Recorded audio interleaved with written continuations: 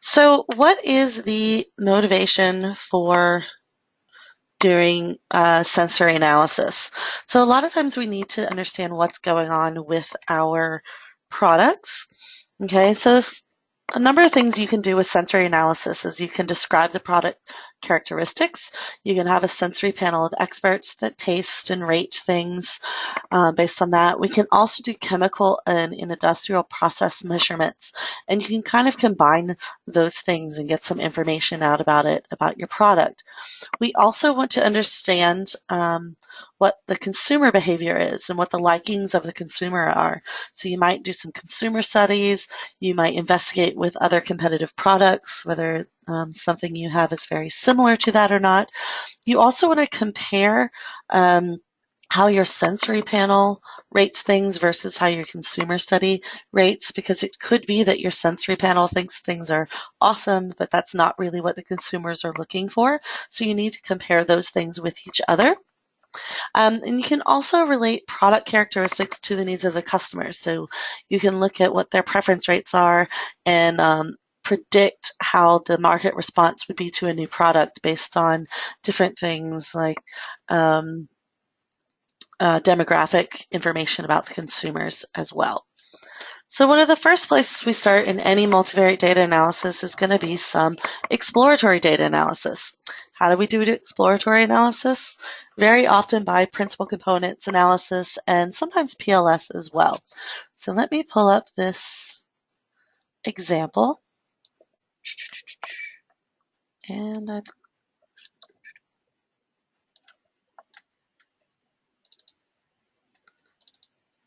closed everything.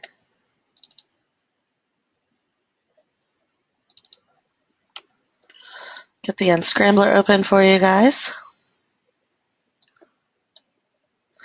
Here we are. Close that for now. And I'm going to open up this cocktail data. So this is a set of data on different mixtures of juices. So orange, banana, mango, and lemon juices. Mix them up, and they are rated by our sensory panel based on these things such as color intensity, the odor, how much it smells like banana, the sweetness, the acidity, and so on. I believe they were tasted many times, and this is actually your average sample response from your different sensory panels of this particular cocktail. Now, what we're going to do is just a principal component analysis. Under tasks, we can do analyze, principal component analysis. Now, I don't know very much about this particular sensory panel, so I don't necessarily trust them completely. So what I'm going to do is I'm going to pull my sensory data, and I'm going to make sure to weight my data. This means that if anyone isn't using the scales exactly the same, so maybe they're not using the full scale for, say, acidity, but they are for sweetness, just to make sure that everything's kind of on the same playing field, we're going to make sure to weight these things. So this option takes subtracts the mean and divides by the standard deviation. And I'm going to select all and make sure to update and make sure that my weighting is showing up in here. I'm just going to check my validation for my cross-validation here and make sure that it is a full cross-validation. If you have more than, say, 30 samples or so, you probably want to do some different type of cross-validation, a random or systematic. If you're really curious about what's going on with your panelists themselves, you might do systematic where each panelist is pulled out, their samples are pulled out at a time. But for now, we only have 16 different juices that we're looking at, and we're going to analyze them now. So what we can do is I'm just going to show my labels on my scores. So these are going to be all the different types of juices, and you can see they fall really nice spread across our score space.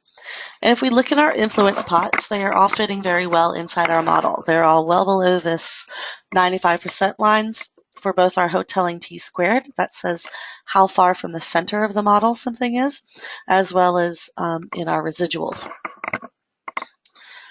So one thing we want to look at first is this explain variance and determine how many components we want to use to explain our data. So right here, we can see pretty quickly that 2 PCs covers 77% of our variation in our data. That's really good for sensory analysis. And if we look at our cross-validation at that 2, when we go up to 3 and 4, we're not really gaining anything by including those particular PCs. So I'm going to keep this at a 2 principal components. And for that, I do need to make sure that my influence plot, right now it's defaulted to 7. So I want to make sure that that's back on 2 and make sure that everything is still well within the model. And it still is. A little bit more spread out, but that is perfectly normal. So the thing we really care about is what are our loadings here. All right, so let's put those on here. And this tells us a little bit about our samples. So we can see that maybe samples 15 and 13 are they're highly correlated with each other because they're next to each other. And we look at our loadings and we see, okay, things that are on the right-hand side of this scores graph are more acidic, more bitter, have a stronger flavor. Okay, things that are more to the left-hand side, like number 4 and number 12, are a bit more sweet, have a banana flavor. And I would say that number 12 here, because it's lower down, is scoring lower on things like pulp and odor intensity. Okay, so this is kind of how you can do some analysis of just what is going on with your samples themselves in general. It's just getting an idea, understanding what's going on. Some of the things we could put in here is we can go to our scores plot and we can sample group based on different things. So I can right click and do sample grouping. I might want to see how the mango affected things. I'm just going to put 3 levels in here and say, okay, so it doesn't look like there's any real pattern with the mangoes. So the mango seems to be pretty common across all of these different, it doesn't seem to be affecting the variables that much themselves, the mango itself. So some other things we can do, we might want to look at what's our sample preference. Okay, how much did our people enjoy these particular types of juices, mixtures? And we can see there is a relatively strong correlation here. So our range 1 is going to be our lowest preference. The things that are the lowest are going to be the ones that are more acidic and more bitter, have a very strong flavor, which tends to make a lot of sense. People tend to not like very acidic things. And our highest ranges is on the left-hand side. So as there's more sweetness, a more banana flavor, and actually people seem to like a thicker juice in this particular case, and more pulpy things seem to have a slightly stronger preference to those things. Now, this is all qualitative, of course, but since we see that there is a general trend in preference, what we could do is a partial least squared, a regression model that looks at, can you use your sensory panel analysis to predict your preference rate? So for that, we're going to do an analyze partial least squares regression. I'm going to use my sensory data to explain my mean preference. I'm going to go back to my X weights, make sure to weight everything, my Y data as well, and we say OK.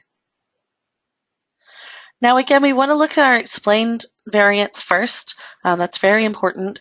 As you can see here, our cross-validation explained variances sharply decreases after about factor 4, but there's no real benefit from going from factor 2 to factor 4. So this is really a 2-factor model as well, which makes it really nice and easy to interpret.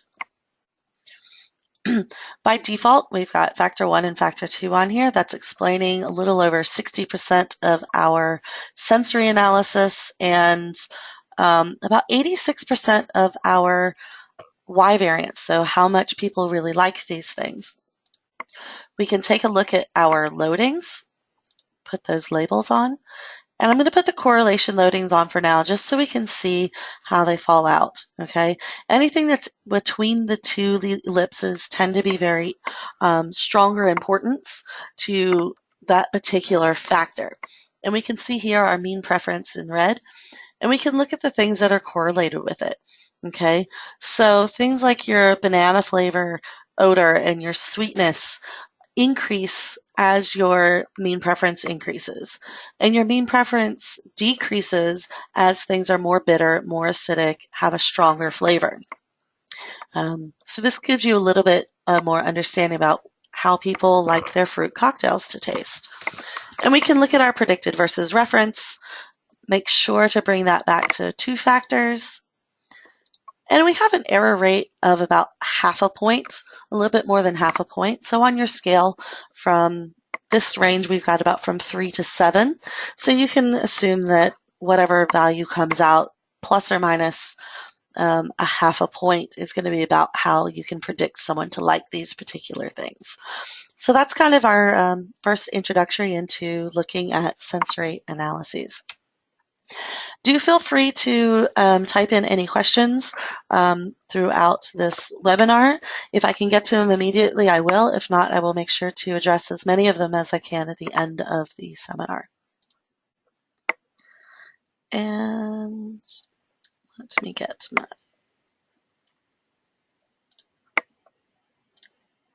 slides back up. All right. So here's just another example of looking at different types of jams. And we've got our scores and our loadings and how we can interpret them. Again, at the bottom, it does tell you how much of your explained variance is captured by each principal component. In this case, PC1 is explaining 58%, PC2 is explaining 28%. And we can see that things that are harvested later, so our colors here, blue is an earlier harvest, green is the later harvest. We can see with the later harvest that's giving a jam that it has a more red color and that intensity is a much higher. Okay, so keep in mind that the scores and the loadings relate to each other. So things that are on the right of your scores are corresponding with higher values with things on the right-hand side of your loadings plot. We can also see that earlier harvest tends to give a thicker jam. Cultivar C1 seems to have a higher degree of off flavor. So that particular cultivar doesn't taste very raspberry. And you can see here that it's anti-correlated with this raspberry smell and flavor. So probably if you're looking at these analyses, you don't want to use your cultivar C1 to make your jams because it doesn't taste very good or very much like jam. And C3 and C4 are much more raspberry smelling, have a better raspberry flavor, as long as you harvest them a little bit later. So this is how you can use your sensory analysis to kind of make some decisions about what you're doing with your product. So some other things we can do is preference mapping. And one way we do this is doing principal components regression. And what we do is a principal components analysis of our sensory data, for example, and try to plot our Y through that data. Okay, so how we do this in preference mapping, what we have is a certain number of samples, and for each sample, you're going to have some sensory attributes based on your sensory panel that tasted them, and then you're going to have consumers that say how much they like them. Okay, so there are a couple of different techniques. You can do internal preference mapping. So that's when you do a principal component analysis of your consumer data. Okay, so you are using your consumers' responses to predict your sensory loadings. Okay, and so in this case, your product map is defined by your consumers. Okay, so the things that are in your scores plot are your consumers, and your sensory plot is your loadings. For your external preference mapping, you actually do your PCA and your sensory data. So you're using your sensory data to predict what your consumers are going to do, how they respond to things. Okay.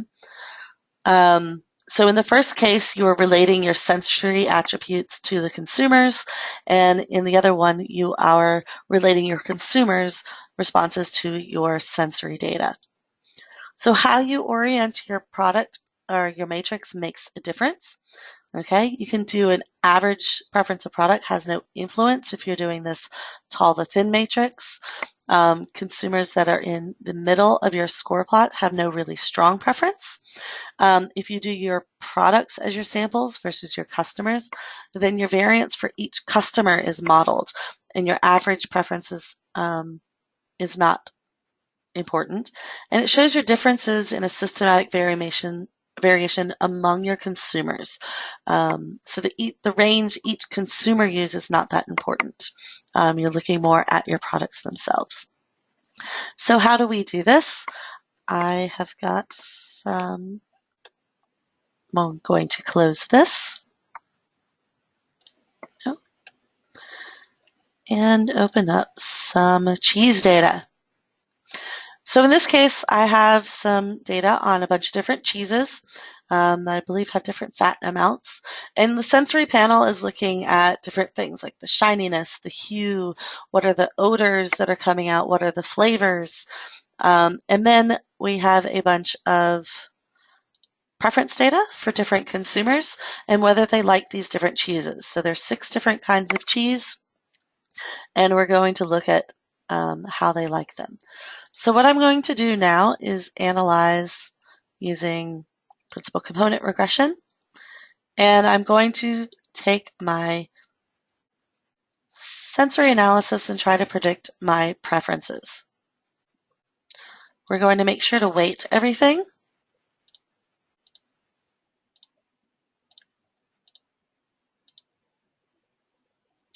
And say OK. All right, so now here we have our scores. These are our different types of cheeses that we have here, and we're looking at our XY loadings. So again, this is actually very exploratory, kind of qualitative, getting to understand your product and your data really well. So I'm going to put my labels on. And what we see here is all the red ones are individual people, all the individual consumers, how much they liked a particular type of cheese. And then these are the blue things are your sensory analyses, right? So we can see that a lot of people are clumping over here. So as the fattiness increases, I will just zoom in so you can see this a little bit better. Right, as our fattiness increases and that salty flavor and the juiciness, people tend to prefer cheeses that taste like this. And in this particular case, our cheese number P5 fits in that same little area. So it seems like people tend to prefer this P5 more than some of the other ones, or more people prefer that particular one. Let me zoom back out here. Right? There's another grouping down here. So things that are acidic, mature flavors, have a heavier hue, those tend to be the things that people like a lot more. So it seems like in this particular case, you would say that probably people are going to like cheeses P1 and P5 the most because they're on the most left-hand side. Okay, there are a few odd people over here who like very astringent cheeses with a sour flavor, but for the most part, you're going to do much better if you have these mature, acidic, juicy, flavored cheeses. So that's how you can do that as well. So let me pull up my slides again. And this is looking at our cheese set. This is looking at things the other way. This is your internal preference modeling. So most of the consumers here are in that right-hand part. They like cheeses with that mature flavor and odor, but that aren't bitter or astringent. Okay, these couple of consumers do not agree with the majority. As I said, there are a couple of people who might enjoy these things, so you take that into account as you are making your cheeses. But most people are sitting over here. When we do our external preference modeling, you can see now that our sensory attributes are better explained than the consumers are, but you have the same conclusions, and that's the way we looked at it the first part. So how do you choose? It really depends on what you're looking for, right? If you do the internal preference mapping, the consumers are defining the product map. The question is, can the consumers describe the variations related to the sensory panels? Your external preference mapping is sensory analysis describes the products. Okay, so it looks like at how each consumer relates to the different sensory dimensions. Again, you wind up with a very similar response. It just matters, do you care more about predicting the consumers or do you care more about predicting the sensory analysis itself? Okay. A couple of strategies. You can define segments based on demographics, right? So you could do a principal component analysis on your consumers themselves, find out if there's anything important about, say, this main group. Are they men? Are they women? Are they older? Are they younger? Do they live in different areas of the country? Things like that you can kind of get from your demographics on this. And you can also define segments based on preference. So you do your PCA on that preference data and look at if those segments relate to your demographics as well. So another thing we can look at is panelist performance. So how well are your panelists looking at these things? So what we've shown so far is our sensory attributes have been averages of your sensory panel. So what happens if we take a look at a sensory panel directly? So I'm going to open. I have some data here that was taken on different types of barley beers. We've got a ton of information, but what we care about here is going to be our taster, our sensory panelist name, the type of beer that they're looking at, the different products, and then we have a whole bunch of sensory data. Okay, we've got how it tastes like bread crust and corn chips, fruitiness, sweetness, different perfumes, whether there's a Play-Doh taste, all kinds of fun things. We're going to go with a shortened view of these. So what I'm going to do is tasks, analyze, principal components analysis, and I'm going to look at my required sensories. And I'm going to weight these just to be on the safe side here. And my validation in this case, because what I'm really caring about is how well my panelists perform compared to each other, I'm actually going to use a cross-validation method based on the category variable of the individual panelists. What this does is it's going to do our cross-validation, and instead of pulling out random samples, it's going to pull out every sample that the first person tasted and build a model based on everyone else and predict them back in to see how well they're predicted based on other people. So we say OK and OK. Great. Now we can see here, as we expect with sensory panels, we don't get a lot of discrimination in too many PCs, but things start really falling off after the third PC. We're not really getting much extra information out of that. So again, we're going to limit this to just a 2 principal component factor. Okay, I'm going to make sure that my influence plot corresponds with that. And it shows me here that everyone is pretty much staying inside that good range, except for there are a couple people here that are far away from the center of the model. It doesn't mean that they're bad panelists. It just means they're a little bit more extreme than the other ones. So you may want to go and look at those and see how they're performing and see what's going on there. So I'm going to take a look at my loadings. That's kind of the first place on this. I'm going to put my correlation loadings on and my labels. And as you can see, they're all kind of correlated with each other. Everything's on one side. This is not that unusual for sensory analysis, to be quite honest. So it shows that they're kind of, at least loosely, kind of increasing together. So these are all increasing together. So I take a look at my scores. I can put my Hotelling T-squared ellipse on there if I want to. You can see the couple that are falling outside of that range. That's normal. Again, 95% of your data should fall within this range. About 5% should fall out. So we only have about 5 out there. That's pretty reasonable. So one of the first things I kind of care about is I know that they were tasting different types of beer. So I want to see if my panelists can tell the different types of barley beers apart from each other. So I'm going to right click, do sample grouping, and clear that. And I'm going to define based on this brand code. Pull those over.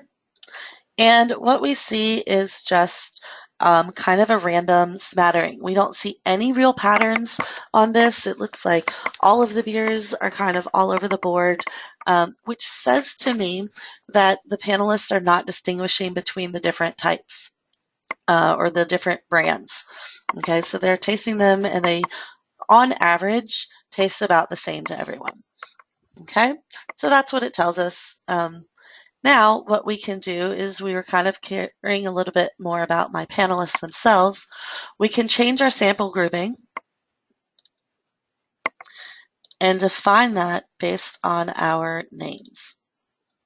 Create row sets here. Now we look for some patterns and ooh, look, I definitely see some patterns here. We can see that people are sort of grouping together rather than the brands themselves. This tells me something about my sensory panel. It tells me that they don't agree with each other. Everyone is kind of using their scales a little bit differently. So that makes it a little bit tricky.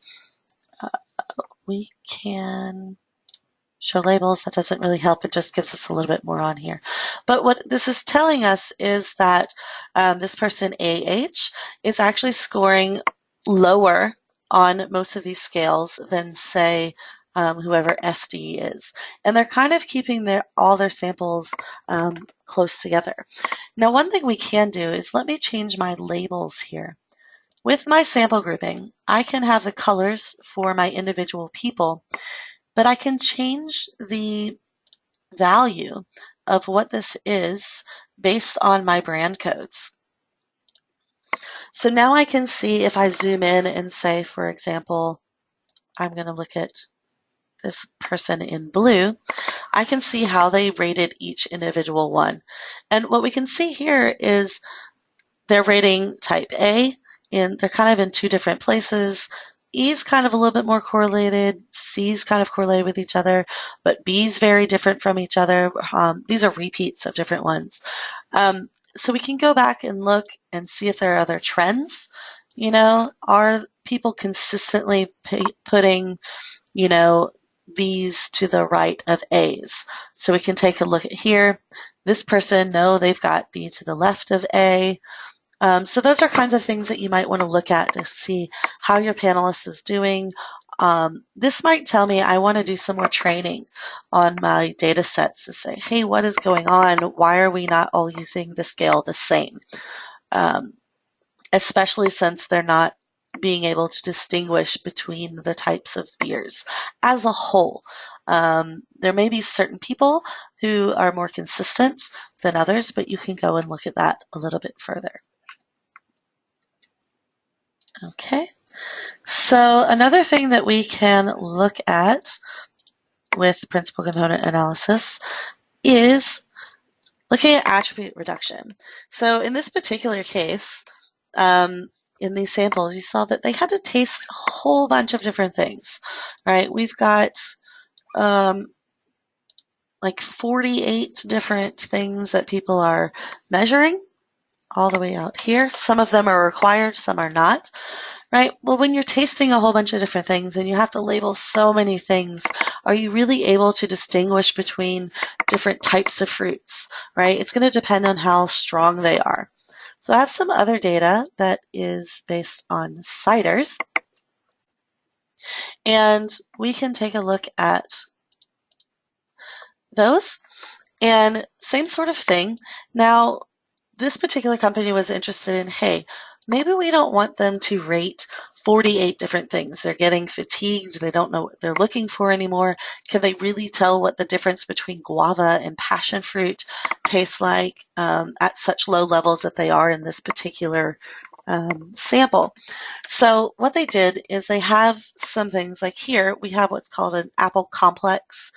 And then that's fleshed out into different things. So we've got apple flesh, apple skin, bruised apple, and then we have other fruits. And there's different types of fruits that they had to rate, as well as doing this complex. So one way to take a look at this is, well, can we replace all these broken down, parsed out, different types of sensory analyses into some more combined ones, like complexes? So I'm going to do a PCA on this. And I'm going to use my sensory reduced. So this is all of those, the ones that are mapped that have complexes for them. All samples. Again, we're going to weight everything. But now here's a tricky thing that we're going to come in here. I'm going to come in here and weight all of my individual parsed out things. I'm going to downweight them. Maybe if it goes. I'm going to take all of these ones that aren't complexes and downweight them. So what downweighting is going to do is it multiplies them by a very, very small number so that they don't actually affect the analysis. Okay, so now we see that they're downweighted. So they don't actually affect the analysis. I'm going to make sure this is on random. But when we look at our correlation loadings, okay, so right now we can see, those are our samples. If I look at my loadings, we can see all of our complexes are the ones that have the values in them, and all of my individual ones are done here at 0, okay, because they don't really affect the analysis at all. But what I can do is when I put my correlation loadings on, this scales things. This shows me where they would have fallen had I included them in the original data analysis. And what we see is that things are highly related to their groupings. So I'm going to zoom in a little bit so we can see them a bit better. Maybe expand this out. Okay, and what we can see is our woodsy complex, right? We've got our oak and our dried leaves are kind of in that same area. The floral concept, maybe, I don't know, honeysuckle and perfume, they may be a little bit too far away. You might say, all right, I want them to rate those individually. But things like your apple, they're falling very near where your apple complexes are. So this gives me an idea that, hey, probably I can get away with just putting these complexes in.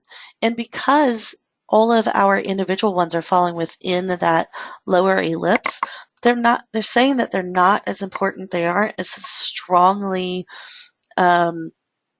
correlated with separating out our data as are the complexes. So it seems like people are having a harder time in these particular samples of different types of ciders parsing out the individual differences between, say, grape and guava and passion fruit. But if you say, hey, is this citrusy or is this tropical flavor? Is it apple flavor? They seem to be able to pull those out a little bit more. So this can help you lower your amount of attributes that you actually need to measure, which your sensory panel will appreciate very much if they have only about 10 to 15 things to rate rather than 47 and they can't keep track anymore. All right.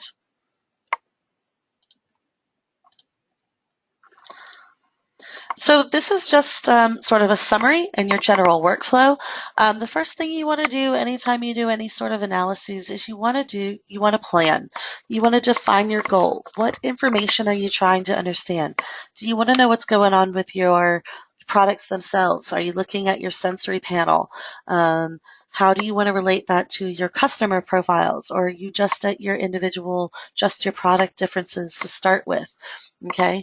The best thing you can do is design an experiment. And we have just partnered with Staties. So now, if you have the Unscrambler, you also get the Design Expert. This helps you do some more clever analysis and setting up your experiments so that you can make, say, your sensory panel taste less things and get more information out of them. It depends on where you are in your process, how you want to use that. All right. And then you do your sensory analysis. This is where you might monitor your panel performance, do your quality check, really prepare your data for analysis. Make sure you don't have any outliers. And this can be done in Unscrambler and other different softwares as well. And then you get into your data analysis, which you definitely want to use the Unscrambler. Exploratory analysis, as we talked about, you can kind of get a general overview of what's going on with your different types of products. Can you separate them out from each other? Are they similar to other products on the market? Are they different? Is there a hole in your product map that people really like? Cheeses that are, strong and mature, but you don't have any that you're making for that. So you say, oh, we should develop something like that. You can do a few other things, which I'm not going to get into today. I'll try to set up another webinar based more on that, where you can do some three-way analysis and what's called LPLS regression. So you can go in and look at those consumer maps and say, hey, I see there's a group of people that like the strong and mature flavors. Is there something special about the demographics, about them, their income level, the geography of where they live in the country, their age range, their employment status? Things like that can really affect things. So if you know you're trying to move a product into like a college town, you might want some demographic information about that. So there's different kinds of things that you can do that are much more advanced than what I showed today, but this should be able to get you started with your sensory analysis. And again, here's some more steps in your multivariate data analysis. Things you might want to do is make sure to evaluate your panel. If you're trying to determine differences between different types of products and your panel can't tell them apart, well, that's not going to give you very much information. So you know that you have to go back and look at your panel again, or look at the samples that you're giving them. Maybe they're too similar to each other, or maybe they need more training, or maybe you need to think about how to design your experiment a little bit differently so that you can make sure that they're all kind of on the same page. You're going to bring your data into the Unscrambler. You might do things like compute averages. If you just want average preference, once you're sure that your panel is good, create category variables. This allows you to break things out into sample sets. This allows you to group things by color so you can look for patterns and things like that. Inspect and plot the raw data. We didn't do too much of that today, but sometimes that can tell you some information too about how people are using their scales. Then you get into your PCA. I almost always do PCA on data first, just to kind of get an overview of what's going on. Then you can do some preference mapping, some cluster analysis, and you always validate and interpret your models as you go forward. And that is all I have for scheduled for this. So if there are any questions, I will happily take them now and do my best to answer them.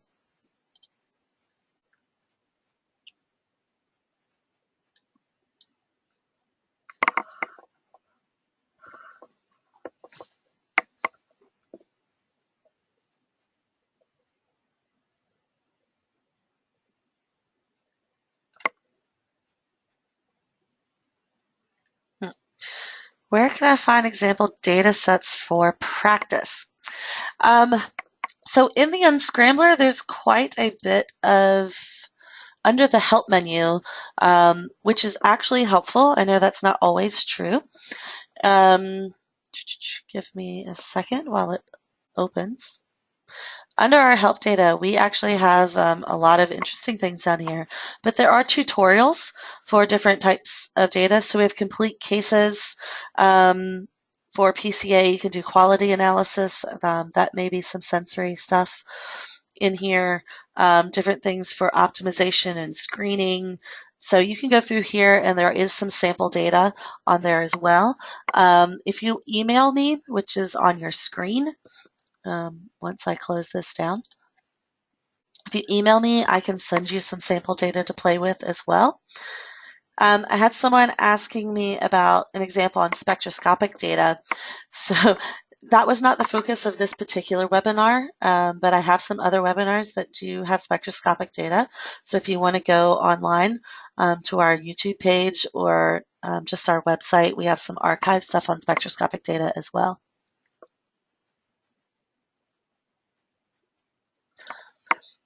So I had someone ask about software. You can actually download the Unscrambler and have a free, I think it's a 30-day trial, so you can play around with any data that you particularly have to see if our software is good for you. And our demo software is actually fully functional. So the only thing that is limiting is that you cannot save your analyses at the moment. But otherwise, you're free to use it. All of the analyses are available and algorithms. So,